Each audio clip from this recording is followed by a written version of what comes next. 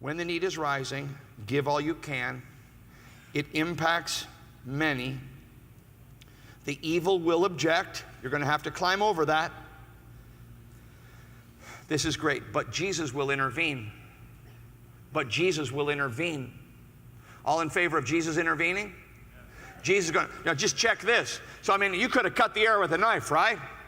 Party, plates, eating, eating, reclining, serving, worshiping, perfuming.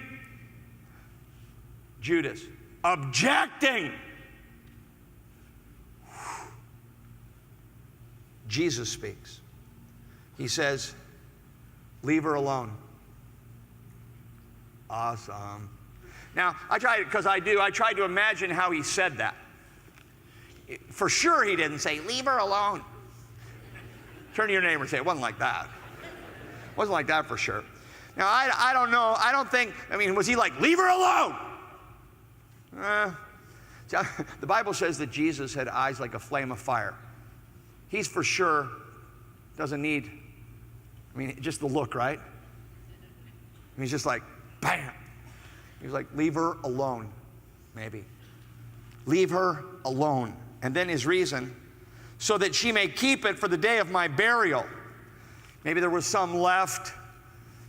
Maybe that was her original plan, was for his burial, and that's so close. Maybe she's doing it now.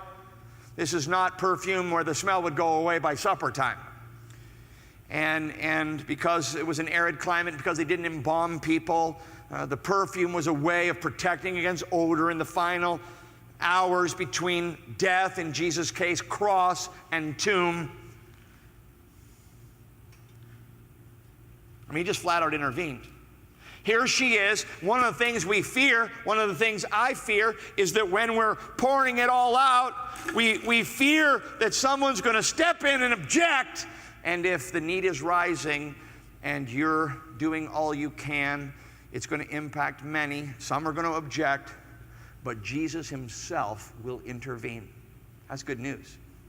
Jesus himself will intervene, and he will speak to the issue. Finally, this, he will affirm your priorities. He will affirm your priorities. Notice verse 8. Jesus said, the poor you always have with you, but you do not always have me. Now, people who are really into compassion ministry want to ignore the priority of worshiping Jesus, so they avoid this passage. And people who don't care for the poor take this passage and make it everything. The fact of the matter is the Bible raises up the worship of Jesus Christ as the highest priority, and the ministering to the poor and caring for the needs of others as the natural, automatic overflow of ministering to the Lord first. So here at Harvest, first the Lord, then others.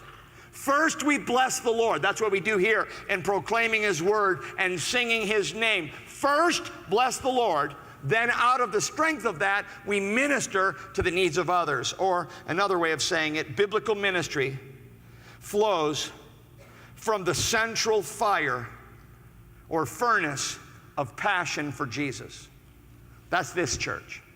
Biblical ministry flows, the furnace, the wood-burning stove in the center of this warehouse. On all of our campuses, the wood-burning stove is passion for Jesus Christ, love for his word, worship of his name, heart to bless him.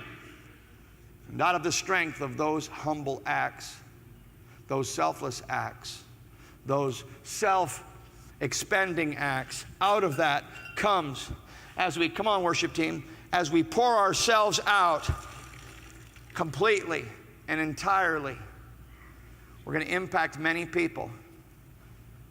And the evil will object, but the Lord will intervene, and he will affirm the priority of Christ first, others second.